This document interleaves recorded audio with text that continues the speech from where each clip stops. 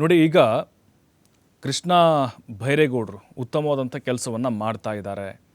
ಬೆಂಗಳೂರು ನಗರಾಭಿವೃದ್ಧಿ ಖಾತೆನ ವಹಿಸ್ಕೊಂಡ ಮೇಲೆ ಫುಟ್ಪಾತ್ ಒತ್ತುವರಿ ತೆರವು ಕಾರ್ಯಾಚರಣೆ ಮಾಡ್ತಾ ಇದ್ದಾರೆ. ಅದು ಕಂಟಿನ್ಯೂಸ್ ಆಗ್ತಾ ಇದೆ. ಇನ್ನು ಎಲ್ಲೆಲ್ಲಿ ಅಕ್ರಮವಾಗಿ ಪಾರ್ಕಿಂಗ್ ಮಾಡ್ತಾಯಿದ್ರು ಫುಟ್ಪಾತ್ ಮೇಲೆ, ರಸ್ತೆ ಮೇಲೆ ಅನಧಿಕೃತವಾಗಿ, ಅಂಥವ್ರಿಗೂ ಕೂಡ ಚಳಿ ಬಿಡಿಸ್ತಾ ಇದ್ದಾರೆ, ಅವ್ರಿಗೆ ದಂಡ ಹಾಕ್ತಾ ಇದ್ದಾರೆ. ನಿನ್ನೆಯಿಂದ ಮತ್ತೊಂದು ಅಭೂತಪೂರ್ವದಂಥ ಕೆಲಸ ಶುರು ಮಾಡಿದ್ದಾರೆ. ಬಹಳ ಮೆಚ್ಚುಗೆ ವ್ಯಕ್ತವಾಗ್ತಾ ಇದೆ. ಖಾಲಿ ಸೈಟಲ್ಲಿ ಯಾರ್ಯಾರು ಕಸವನ್ನು ಹಾಕ್ತಾಯಿದ್ರು ಅಂಥವ್ರಿಗೆ ಬಿಸಿ ಮುಟ್ಟಿಸ್ತಾ ಇದ್ದಾರೆ. ದೊಮ್ಲೂರಲ್ಲಿ ಚಾಲನೆ ಕೊಟ್ಟರು. ನಿನ್ನೆ ಶಾಂತಿನಗರ ವಿಧಾನಸಭಾ ಕ್ಷೇತ್ರ ವ್ಯಾಪ್ತಿ ಹ್ಯಾರಿಸ್ ಕೂಡ ಸಾಥ್ ಕೊಟ್ಟರು ಕೃಷ್ಣ ಬೈರೇಗೌಡರಿಗೆ. ಅಲ್ಲಿ ಖಾಲಿ ಸೈಟ್ನಲ್ಲಿ ಅದನ್ನು ತೆರವು ಮಾಡುವ ಮೂಲಕ ಅಥವಾ ಅಲ್ಲಿ ಕ್ಲೀನ್ ಮಾಡಿಸುವ ಮೂಲಕ ಚಾಲನೆಯನ್ನು ಕೊಟ್ಟಿದ್ದಾರೆ. ಬಹಳ ಖಡಕ್ಕಾಗಿ ವಾರ್ನಿಂಗ್ ಮಾಡಿದ್ದಾರೆ ಕೃಷ್ಣ ಬೈರೇಗೌಡರು.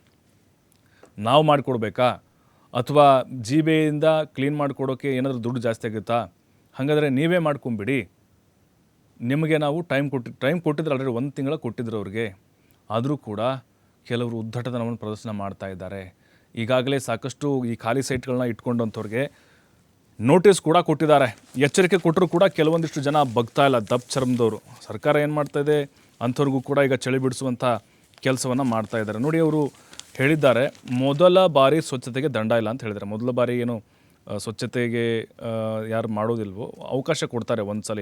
2ನೇ ಸಲ ರಿಪೀಟ್ ಆದರೆ 25,000ದಿಂದ 50,000 ದಂಡ ಫಿಕ್ಸ್ ಅನ್ನುವಂಥದ್ದು ಅಲ್ಲಿ ಈ ಖಡಕ್ಕಾದಂಥ ಒಂದು ವಾರ್ನನ್ನು ಮಾಡಿದ್ದಾರೆ.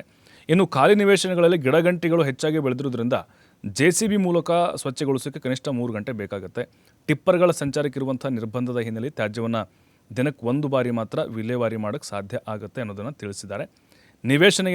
ನಿವೇಶನದ ಅಳತೆಯನ್ನು ಆಧರಿಸಿ SR ದರದ ಪ್ರಕಾರ ಸ್ವಚ್ಛತಾ ವೆಚ್ಚವನ್ನು ನಿಗದಿಪಡಿಸಲಾಗುತ್ತೆ ಅಂತ ಹೇಳಿದ್ದಾರೆ. ನೋಡಿ, ಈಗ ಆಗಸ್ಟ್ 12ಗೆ ಕಾಲಾವಕಾಶ ನೀಡಲಾಗಿತ್ತು.